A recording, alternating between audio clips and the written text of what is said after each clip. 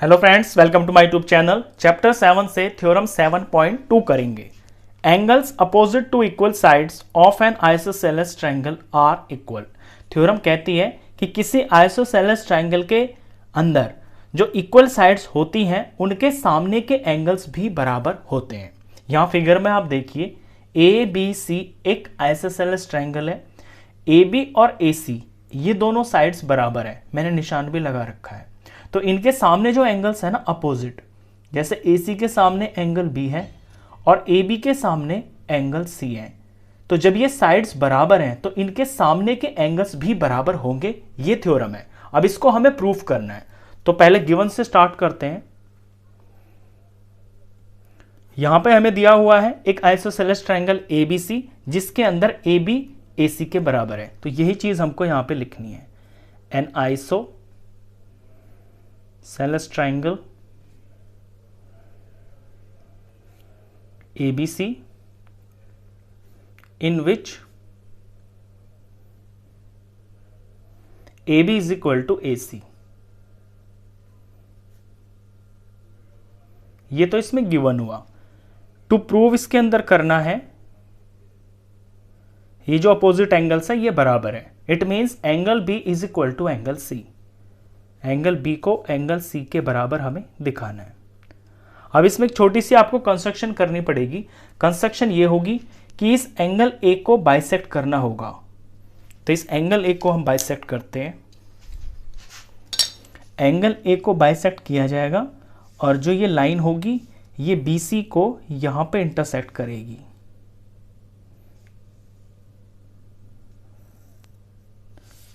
Late इस point का नाम हम D रख लेते हैं।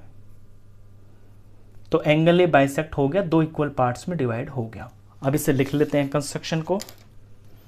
तो कंस्ट्रक्शन में हमें लिखना पड़ेगा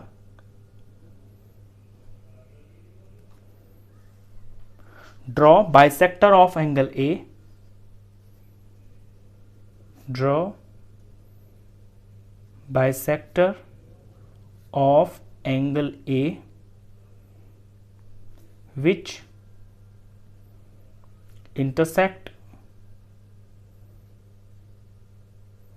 BC at point D।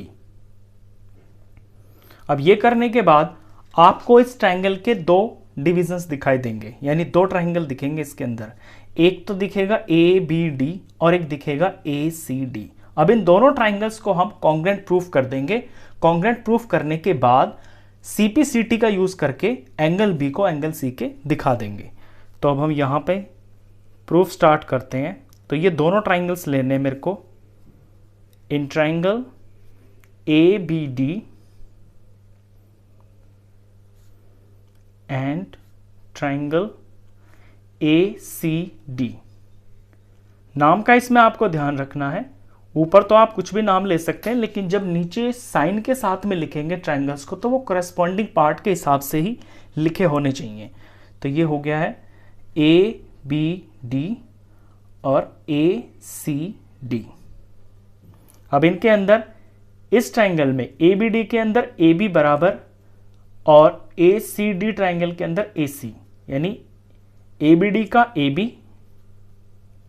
AB side और ACD की AC साइड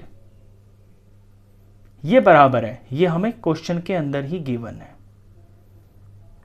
दूसरी चीज इसके अंदर ये जो हमने बाइसेक्ट बनाया है एंगल A का, इट मींस कि ये इतना एंगल और इतना एंगल ये दोनों इक्वल है।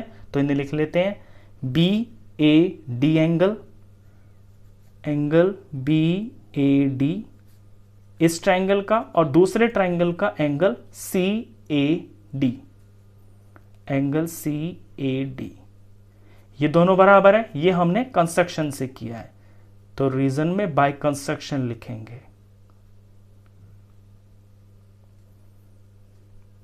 और तीसरी चीज इसके अंदर ये AD लाइन हो जाएगी, क्योंकि AD इस वाले ट्रायंगल में भी आ रही है और AD इस वाले ट्रायंगल में भी आ रही है। इट मीन्स कि ये कॉमन है।